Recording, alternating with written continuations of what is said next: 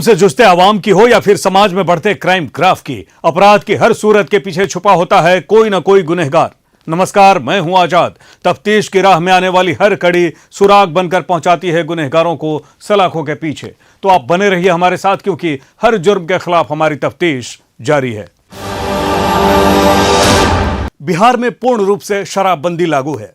सरकार इसके लिए सख्त कदम उठाती है और सख्त निर्देश देती है, लेकिन सरकारी महकमे में शामिल अधिकारी ही इसकी धज्जियां उड़ाते हैं। जी हां, सहरसा के आबकारी विभाग के अधीक्षक ही शराब के अवैध कारोबारियों की मदद करते हुए पाए गए। इस मामले में उन पर आरोप है और आरोप लगते ही वो फरार हो गए। यही नहीं, आबकारी विभाग के इंस्पेक्टर और सब इंस्पेक्टर को भी इस मामले में लिप्त पाया गया, जिसकी वजह से उन्हें सलाखों के पीछे भेज दिया गया। कैसे, देखिए तफ्तीश में। बिहार में शराबबंदी कानून का काला सच। अवैध शराब के कारोबार में पुलिस करती है सहयोग। उत्पाद निरीक्षक और सब इंस्पेक्टर चढ़े पुलिस के हत्थे। सहरसा उत्पाद अधीक्षक हुए फरार।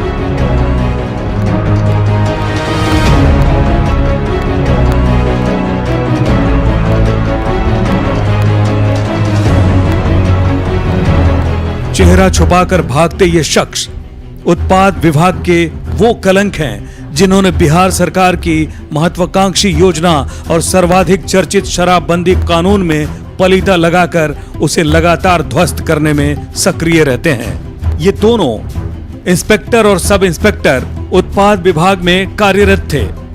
इन दोनों में से एक का नाम फयाज अहमद और दूसरे का नाम वीरेंद्र पाठक है। वहीं ये कार्यालय है उत्पाद अधीक्षक अशरफ जमाल का, जो मौके से फरार हो चुके हैं तब जब इनके ऊपर शराब कारोबारियों की मदद करने के पुख्ता सबूत पुलिस के हाथ लगे और इनको अपनी गिरफ्तारी का भय सताने लगा। दरअसल मामला 13 अक्टूबर के शराब बरामदगी से जुड़ा हुआ है, जब उत्पाद विभाग ने एक ट्रक से 2000 लीटर शराब बरामद किया था और इसमें शराब कारोबारी को मदद पहुंचाने के उद्देश्य से बरामदगी के 13 घंटे बाद सीजर लिस्ट बना और फिर 16 अक्टूबर को मामला दर्ज किया गया। इसमें न तो ड्राइवर का नाम दिया गया और न ही ट्रक के स्वामित्व को दर्शाया गया। मामला दर्ज करने में विलंब को लेकर जांच हुई, जिसमें 3 स्तरीय जांच किया गया। एक जांच मद्य निषेध विभाग पटना के द्वारा और 2 जांच जिला स्तर से हुआ। सभी जांच में मामला संदेहास्पद मिला, जिसके आधार पर सदर थाना में 14 जनवरी को मामला दर्ज किया गया। इसमें 3 लोग उत्पाद अधीक्षक अशरफ जमाल, उत्पाद निरीक्षक फयाज अहमद के अलावा केस का अनुसंधानकर्ता वीरेंद्र पाठक को अभियुक्त बनाया गया, जिसमें उत्पाद निरीक्षक फयाज अहमद के अलावे केस के अनुसंधानकर्ता वीरेंद्र पाठक को गिरफ्तार कर जेल भेजा गया। वहीं उत्पाद अधीक्षक मौके से फरार हो गए। हालांकि इस बात पर पुलिस की गिरफ्त में आए निरीक्षक से पूछा गया तो पुलिस अभिरक्षा में कैमरे से बचते नजर आए। बहुत सारा आरोप लगाया जा रहा है, क्या ये आरोप सही है या आप पर कहीं किसी दबाव के कारण? इंस्पेक्टर साहब बताइए, आप मुंह खोल करके इंस्पेक्टर साहब आप तो बता दीजिए इंस्पेक्टर साहब। इस पूरे मामले पर पुलिस अधीक्षक राकेश कुमार ने कहा कि 1 माह पूर्व लगभग उत्पाद विभाग के द्वारा 2000 लीटर शराब की बरामदगी की गई थी। उस केस का अनुसंधान उत्पाद विभाग के द्वारा किया जा रहा था, परंतु केस में कमियां शुरुआत से ही प्रकाश में आई थी। इसको लेकर 3 स्तरीय जांच हुई। एक जांच मद्य निषेध विभाग पटना के द्वारा और 2 जांच जिला स्तर से हुई। तीनों ही जांच में मामला संदेहास्पद मिला। इसमें 3 लोग अभियुक्त बनाए गए, जिसमें उत्पाद अधीक्षक अशरफ जमाल, उत्पाद निरीक्षक फयाज अहमद, इसके अलावे केस के अनुसंधानकर्ता वीरेंद्र पाठक हैं। इसमें से उत्पाद निरीक्षक फयाज अहमद के अलावा केस के अनुसंधानकर्ता वीरेंद्र पाठक को गिरफ्तार कर जेल भेज दिया गया। साथ ही उत्पाद अधीक्षक की गिरफ्तारी के लिए छापेमारी की जा रही है। 3 नामजद लोग इसमें अभियुक्त बनाए गए हैं। पहले उत्पाद अधीक्षक हैं, दूसरे उत्पाद निरीक्षक हैं और तीसरे उस संबंधित केस के अनुसंधानक हैं। अभी तक इस कांड में उत्पाद निरीक्षक मोहम्मद फयाज और उस केस के अनुसंधानक वीरेंद्र पाठक, इन 2 को गिरफ्तार कर न्यायिक हिरासत में भेजा गया। इस पूरे मामले को देखते हुए कहा जा सकता है कि बिहार सरकार की बिहार में पूर्ण शराबबंदी को सख्ती से लागू करवाने का दायित्व निर्वहन करने वाला उत्पाद विभाग खुद शराब कारोबारियों को मदद पहुंचाकर बिहार सरकार की महत्वाकांक्षी योजना को असफल करने का प्रयास कर रहा है, जो एक गंभीर अपराध है। तफ्तीश के लिए पूर्णिया से अनुभव सिंह की report, news 18 Bihar Jharkhand. Police को यह सूचना मिलती है कि गांव में शराब का जखीरा है। पुलिस सूचना के आधार पर टीम बनाकर निकल पड़ती है उसकी जब्ती के लिए रात के अंधेरे में। लेकिन गांव में पहुंचकर जैसे ही शराब की जब्ती होती है, उसके बाद गांव वाले मिलकर हमला कर देते हैं पुलिस पर, और उन गांव वालों में शराब माफिया भी शामिल होते हैं। हमला इतना जोरदार होता है कि पुलिस की पूरी टीम घायल हो जाती है। यही नहीं, दुस्साहसी हमलावर और शराब माफिया पुलिस के हथियार भी छीन लेते हैं। बिहार में सुशासन की सरकार का दावा है पूर्ण शराबबंदी का, लेकिन पूर्ण शराबबंदी का दावा ये बौना साबित हो रहा है शराब माफियाओं के सामने। कैसे, देखिए तफ्तीश में। शराब तस्करों का कहर, छापेमारी करने गई पुलिस का किया विरोध, पुलिस जवानों से हथियार छीना, जमकर की पुलिस वालों की पिटाई।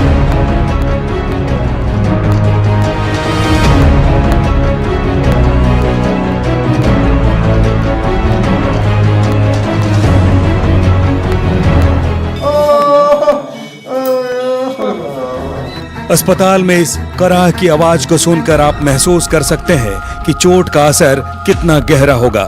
दर्जन भर पुलिसकर्मी निशाना बने हैं शराब तस्करों के हमले में। पुलिस वालों ने कभी सोचा भी नहीं होगा कि छापेमारी के दौरान उन पर इस प्रकार शराब तस्कर हमला कर सकते हैं। अवैध शराब के गैर कानूनी धंधा करने वाले लोग टूट पड़े पुलिस पर जब पुलिस छापेमारी करने एक गांव में पहुंची। शराब तस्करी के मंसूबे पर पानी फेरने वाली आम जनता या पुलिसकर्मी कोई भी हो, शराब माफिया किसी को भी बख्श नहीं रहे हैं। ऐसा ही मामला भोजपुर जिले में देर रात मुफस्सिल थाना क्षेत्र के कौशिक दुलारपुर गांव में देखने को मिला, जहां शराब तस्करी की गुप्त सूचना पर छापेमारी करने गई पुलिस बल पर शराब माफियाओं ने जानलेवा हमला कर करीब आधा दर्जन पुलिसकर्मी समेत एक अधिकारी को घायल कर दिया। वहीं इस घटना में पुलिस जवानों से उनकी राइफल तक लूट लिया गया। इस घटना के दौरान पुलिस जवानों के बीच अफरा तफरी का माहौल कायम हो गया और सारे पुलिसकर्मी अपनी जान बचाने की फिराक में भागने लगे। मामले की जानकारी मिलते ही भोजपुर पुलिस अधिकारियों के बीच भी हड़कंप मच गया और आनन फानन में मौके पर पहुंचकर घायल पुलिसकर्मियों को किसी तरह तत्काल इलाज के लिए आरा सदर अस्पताल में भर्ती कराया गया। मामले की सूचना मिलते ही भोजपुर पुलिस कप्तान सुशील कुमार सहित कई पुलिस अधिकारी घटनास्थल पर पहुंचकर स्थिति को नियंत्रित करते हुए पूरे मामले की छानबीन में जुटे। खबर मिली थी, पहले भी कई बार रेड्स हुए थे और इसमें एक जो अभियुक्त है वो पहले भी केसेस में जेल जा चुका है, लूट के केस में और बाकी में, और अभी शराब का धंधा करता था। इसी सूचना पे टीम आई थी, थाने की टीम थी, 4 ऑफिसर थे और बल था। तो शराब काफी मात्रा में बरामद हुआ था। इसके बाद ये लोग लौट रहे थे, तभी गांव वालों ने मिलकर हमला कर दिया। बताया जा रहा है कि मुफस्सिल थाना पुलिस को गुप्त सूचना मिली थी कि कौशिक दुलारपुर गांव में कुछ शराब माफियाओं द्वारा चोरी छुपे शराब की खरीद बिक्री का खेल किया जा रहा है, जिस पर मुफस्सिल थानाध्यक्ष ज्योति कुमारी पुलिस दल बल के साथ गांव में छापेमारी के लिए पहुंची थी। गांव में पुलिस को आते देखकर शराब बरामदगी के बाद शराब माफिया उग्र हो गए और स्थानीय लोगों की मदद से उल्टे पुलिस बल पर ही जानलेवा हमला बोल दिया। इस दरमियान शराब माफियाओं ने न केवल पुलिस बल पर लाठी डंडे एवं ईंट पत्थरों से जानलेवा हमला किया, बल्कि पुलिस जवानों के हथियार लूट लिए। पता चला था कि वहाँ दारू है, शराब है, शराब बरामद भी किए हम लोग थे। इसके बाद हम लोग लेकर के आ रहे थे कि सब ग्रामीण सब हमला कर दिया। घटना की सूचना मिलते ही भोजपुर पुलिस कप्तान समेत कई अधिकारी मौके पर पहुंचे और तत्काल स्थिति को नियंत्रण में लेते हुए सभी जख्मी पुलिसकर्मियों को इलाज के लिए सदर अस्पताल भेजा। घटना के बाद पुलिस गांव में लगातार राइफल बरामदगी और हमले में शामिल बदमाशों की गिरफ्तारी के लिए छापेमारी कर रही है। इस पूरे मामले पर भोजपुर पुलिस कप्तान सुशील कुमार ने बताया, पूरा गांव इसमें शामिल है और उनके प्रश्रय से सब हुआ है। हमारे कई लोग घायल हैं इसके बाद एक इंसास और एक कार्बाइन जो है वो छीन लिया। हम लोग छापामारी कर रहे हैं, जल्दी ही बरामद करेंगे। सर्च के दौरान एक देसी कट्टा भी मिला है। इससे साबित होता है कि गांव में इस तरह का जो कारोबार हो रहा था तो ये एक संगठित गिरोह द्वारा किया जा रहा था और ये पुलिस बल पे हमला भी एक उनकी सोची समझी रणनीति थी और जिसके तहत हमारे कुछ लोगों को चोट आई है। लेकिन हम इसके बाद भी हम लोगों ने करीब 25 लोगों को डिटेन किया है और ये कार्रवाई तब तक जारी रहेगी जब तक कि हमारे हथियार नहीं मिल जाते और कल्प्रिट पकड़े नहीं जाते। बहरहाल इस घटना से साफ जाहिर है कि शराब माफियाओं और शराब का गैर कानूनी धंधा करने वाले लोगों के हौसले कितना बुलंद हैं। कानून के ये गुनहगार आम लोगों को निशाने पर तो लेते ही हैं जो इनके खिलाफ जाते हैं, साथ ही ये इतने दुस्साहसी हैं कि पुलिस पर भी जानलेवा हमला करने से गुरेज नहीं करते। ऐसे में जरूरत है पुलिस प्रशासन को शराब माफियाओं के खिलाफ सख्त से सख्त कदम उठाने की। तफ्तीश के लिए आरा से अभिनय प्रकाश की रिपोर्ट, न्यूज़ 18 बिहार झारखंड। तफ्तीश में अभी समय है छोटे से ब्रेक का। ब्रेक के बाद भी स्वागत है आपका तफ्तीश में। वो जनप्रतिनिधि था, मुखिया था, समाज सेवा का काम कर रहा था। उसे नहीं मालूम था कि उसके भी कुछ दुश्मन हैं जो उसकी जान ले सकते हैं। वो घर पे बैठा था बेफिक्र होकर, लेकिन तभी हथियारबंद कुछ अपराधी उसके घर के पास पहुंचते हैं और उसके ऊपर अंधाधुंध फायर कर देते हैं, जिसमें वो बुरी तरह से जख्मी हो जाता है और घायल अवस्था में उसे हॉस्पिटल में भर्ती कराया जाता है। लेकिन उसकी जिंदगी नहीं बचती, वो मौत के मुंह में समा जाता है। आखिर क्यों? देखिए तफ्तीश में। समस्तीपुर में बेखौफ हुए अपराधी, हत्यारों ने मुखिया को बनाया निशाना, गोली मारकर मुखिया की हत्या। हत्या से आक्रोशित लोगों ने किया सड़क जाम। बेखौफ अपराधियों ने इस बार एक मुखिया को निशाना बनाया और गोली मारकर उसकी हत्या कर दी। मुखिया की हत्या से पूरे इलाके में सनसनी फैल गई। पोस्टमार्टम कराने के बाद आक्रोशित ग्रामीणों ने शव के साथ मिर्जापुर गांव के निकट सड़क जाम कर हंगामा शुरू कर दिया।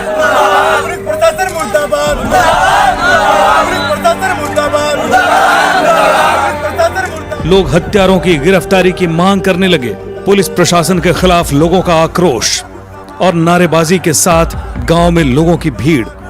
डॉग स्क्वाड के साथ पुलिस की मौजूदगी इस बात का एहसास कराती है कि यहां कोई बड़ी घटना अंजाम दी गई है। जी हां, एक जनप्रतिनिधि, एक मुखिया की हत्या अपराधियों ने शरेआम कर दी है। रात को 8 बजे अपने घर पर जब मुखिया निश्चिंत होकर बैठे थे, तभी कुछ अपराधी आए और गोली मारकर फरार हो गए। ये सनसनीखेज वारदात कल्याणपुर थाना क्षेत्र के रतवारा की है, जहां अपने घर के दरवाजे पर बैठे मुखिया मोहम्मद शफी को अज्ञात अपराधियों ने ताबड़तोड़ फायरिंग करते हुए गंभीर रूप से जख्मी कर दिया।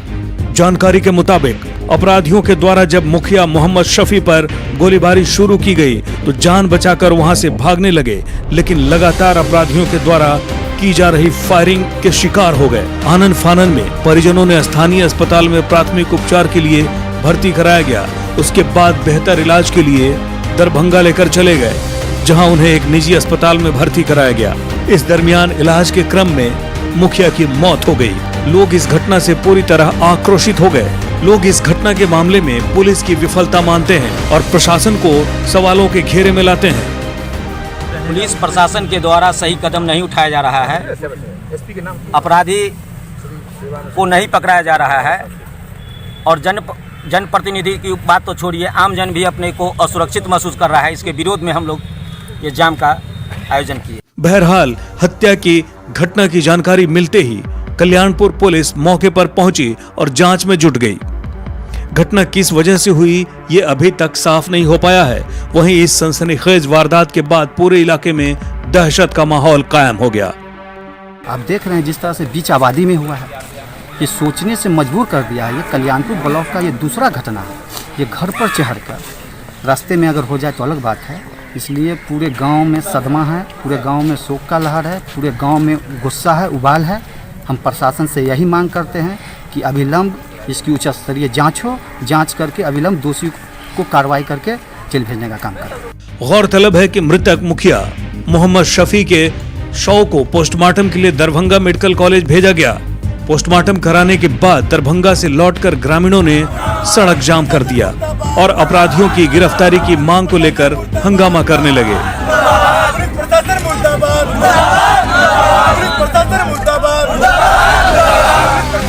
जिसके बाद मौके पर सदर डीएसपी प्रीतेश कुमार बड़ी संख्या में पुलिस बल के साथ पहुंचे और आक्रोशित लोगों को शांत कराया। इस मामले में डीएसपी प्रीतेश कुमार ने बताया कि जल्द ही पूरे मामले का खुलासा कर लिया जाएगा। वहीं पुलिस अपराधियों की गिरफ्तारी के लिए सीमावर्ती क्षेत्रों की घेराबंदी कर कार्रवाई कर रही है। रात से लगे हुए पूछताछ उनके परिजन से किए हैं, काफ़ी कुछ सूत्र मिला है। हम लोग अपने तकनीकी अनुसंधान और डॉग स्क्वाड टीम और पूछताछ के आधार पर कारणों के संबंध में जल्द खुलासा कर देंगे। लेकिन जिस तरह से अपराधियों के द्वारा इस वारदात को अंजाम दिया गया है, ये कहीं न कहीं समस्तीपुर पुलिस के लिए एक बड़ी चुनौती है। तफ्तीश के लिए समस्तीपुर से मुकेश कुमार की रिपोर्ट, न्यूज़ 18 बिहार झारखंड।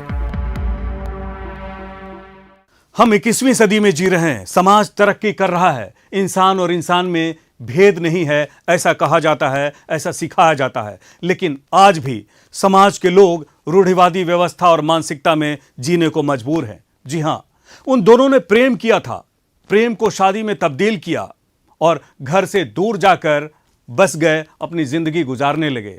लेकिन इसका खामियाजा परिवार वालों को भुगतना पड़ा।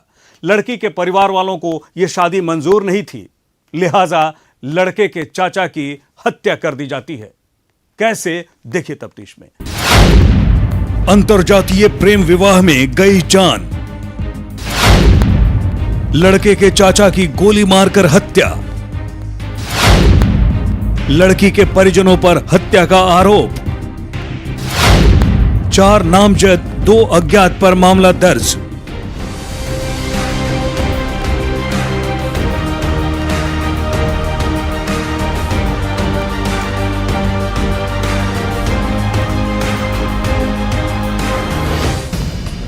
इन दोनों ने प्रेम किया, उसे अंजाम तक पहुंचाया। दोनों का प्रेम शादी में तब्दील हुआ, लेकिन यह प्रेम और शादी विजातीय थी।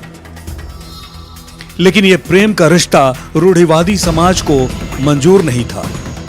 ये दोनों प्रेमी शादी कर अपना आशियाना समाज की नजरों से दूर कहीं और बसा लिए, लेकिन उसका खामियाजा भुगतना पड़ा निर्दोष रवि को, जो रिश्ते में लड़के का चाचा लगता था। प्रेमी लड़के का नाम अभिनंदन है। उसका चाचा चढ़ गया कबीलाई मानसिकता की बलि। घटना नया गांव थाना क्षेत्र के सिंहपुर गांव की है, जहां सिंहपुर गांव निवासी 40 वर्षीय रवि यादव की गोली मारकर हत्या कर दी गई। मृतक के परिजनों का आरोप है कि सिंहपुर गांव के प्रमोद झा की पुत्री के साथ मृतक के भतीजे अभिनंदन का प्रेम संबंध था और 1 साल पूर्व लड़का और लड़की दोनों ने घर से भागकर शादी रचा ली थी और तब से ही वो दोनों कहीं और रह रहे हैं। शादी की इस घटना से नाराज लड़की के परिजन लगातार लड़के के परिजनों को धमकी दे रहे थे। प्रेम विवाह से नाराज लड़की के पिता और भाइयों ने बुधवार की रात लड़के के चाचा रवि यादव को घर से बुलाकर घर के बाहर स्थित पानी टंकी के निकट गोली मारकर हत्या कर दी। साल भर के कहानी है जो हमारे लड़का और लड़की शादी के दोनों शादी कऽ के बाहर प्रदेश में रहे छे। वह लेकर वो धमकी दे रहे, उसके बाद हमें छिए यादव, यह खातिर जे करे मार देबो। 7 बजे रात में बोलेलक, सड़क पर पानी टंकी के पास गोली मार। घटना की सूचना पर नया गांव थाना पुलिस मौके पर पहुंची और शव को कब्जे में लेकर पोस्टमार्टम के लिए अस्पताल भेज दिया। इस संबंध में मृतक के भाई ने लड़की के पिता समेत 4 लोगों को नामजद और 2 अज्ञात पर मामला दर्ज कराया है। पुलिस मामला दर्ज कर आरोपियों की गिरफ्तारी के लिए छापेमारी कर रही है। प्रमोद झा, टिंकू झा, दीपक झा, मुकेश, लड़की एक आदमी है सर। बेगूसराय के नया गांव में प्रेम प्रसंग के मामले में लड़की के परिजनों द्वारा लड़के के चाचा की हत्या के मामले में एसपी अवकाश कुमार ने बताया कि शुरुआती जांच में प्रेम प्रसंग में लड़की वालों के द्वारा हत्या की बात सामने आई है। परिजनों के द्वारा बताए गए आरोपियों की गिरफ्तारी के लिए लगातार पुलिस द्वारा छापेमारी की जा रही है। एसपी अवकाश कुमार ने बताया कि जल्द ही सभी आरोपियों की गिरफ्तारी कर ली जाएगी। फिलहाल इस मामले में 4 लोगों को नामजद अभियुक्त बनाया गया है। प्राइमा फेसी अभी तक जो जांच हुई है उसमें प्रेम संबंध को लेकर लड़की के परिजनों द्वारा संभावित रूप से हत्या कर दी गई है। एफआईआर अभी तक प्राप्त नहीं हुआ था थाने को। जो प्रोबेबल लोग हैं उनके विरुद्ध रात्रि में भी छापामारी हुई है। हम लोग जल्द से जल्द इसमें गिरफ्तारी करेंगे। बहरहाल जाति प्रथा की जकड़न से समाज आज भी उबर नहीं सका है। लोग लाख आधुनिक होने का दावा करें, लेकिन उनके अंदर रूढ़िवाद इस कदर हावी है कि लोग उससे बाहर निकलने को तैयार नहीं। परिणामतः हत्या जैसी वारदात सामने आती है। समाज के लोगों को ऐसी मानसिकता से बाहर आने की जरूरत है। तफ्तीश के लिए बेगूसराय से संतोष कुमार की रिपोर्ट, न्यूज़ 18 बिहार झारखंड। अपराधी चाहे लाख शातिर हो, तफ्तीश की दिशा अगर सही है तो बच नहीं सकता कोई भी गुनहगार सलाखों के पीछे जाने से। तो पुलिस चाहे सोई हो, मुजरिम चाहे कोई हो, आप बने रहिए हमारे साथ, क्योंकि हर जुर्म के खिलाफ हमारी तफ्तीश बदस्तूर जारी है।